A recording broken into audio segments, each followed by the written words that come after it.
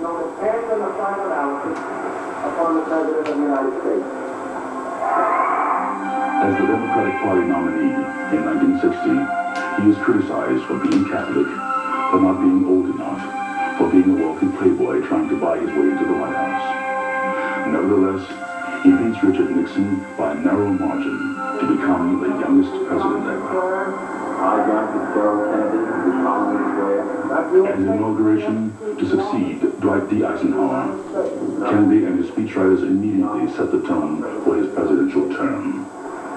And so, my fellow Americans, ask not what your country can do for you, ask what you can do for your country. He cared about the quality and style of his speeches. The Peace Corps on a temporary pilot basis. I'm also sending to Congress a message proposing authorization of a permanent Peace Corps. Young Americans respond by the thousands, volunteering to go to the most remote regions of the world. They are paid no salaries. They have to live just as their hosts do, eating the same food, speaking the local language, and they love it.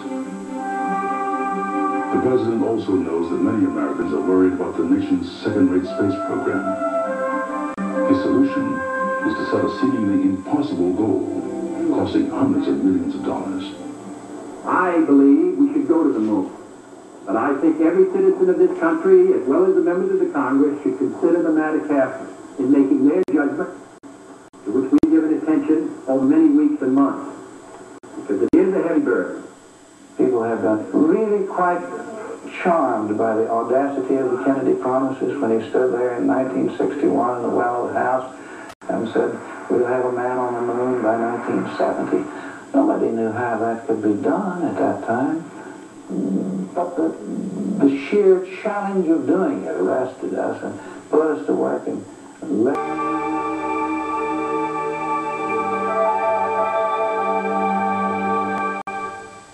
Don't you... In the autumn mist, in a land called Honolulu, But there is another view of that time, that life in the Kennedy administration is anything but a fairy tale. No one at the time thought of Kennedy's Washington as Camelot. He enjoyed the show and liked playing the music. But And I can see his suntan all the way from here. Secret Service right along with the President, of course. The President passes right in front of a Dallas police officer, right in front of our cameras now. Somebody patted his shoulder, Mrs. Kennedy coming along behind him, grinning all the while. The President saying, thank you very much, if I may be permitted to read a presidential lip movement. Mrs. Kennedy stepping in the car first. Now the President, they both in the back seat now. The President and First Lady. That motorcade will swing way around, go by the Continental Airlines maintenance hangar, head out for downtown Dallas, where thousands should already be on the street right now, waiting for a view of the President and his wife. Also waiting is a man with a mail-order rifle. About 10 or 15 minutes ago, a tragic thing, from all indications at this point, has happened in the city of Dallas. Let me quote to you this.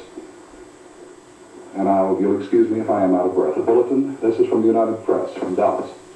President Kennedy and Governor John Connally have been cut down by assassins' bullets in downtown Dallas.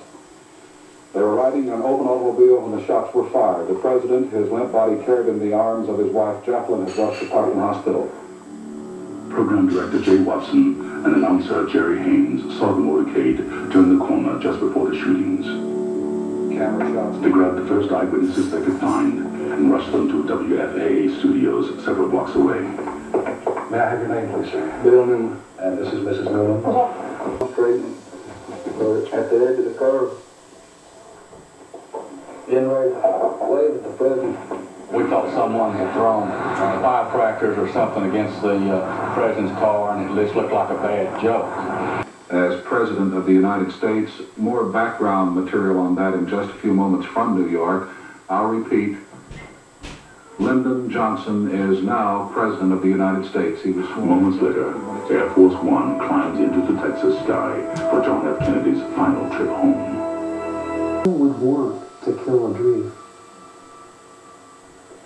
Who would have such a vested interest that they would strike at the heart of what we all believed in?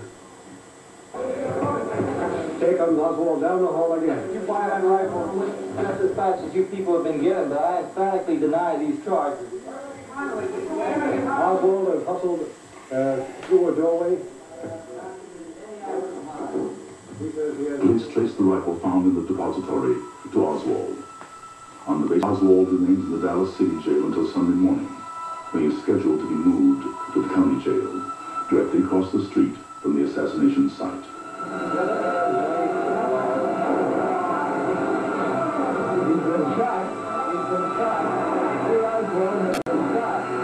The assailant is a Dallas nightclub owner named Jack Ruby.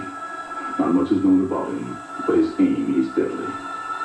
Oswald dies during surgery at Parkland Hospital 2 hours later. It is a baffling, disturbing development that only deepens the mystery of why a president was killed. In Washington, To kill a dream. Who would have such a vested interest that they would strike at the heart of what we all believed in?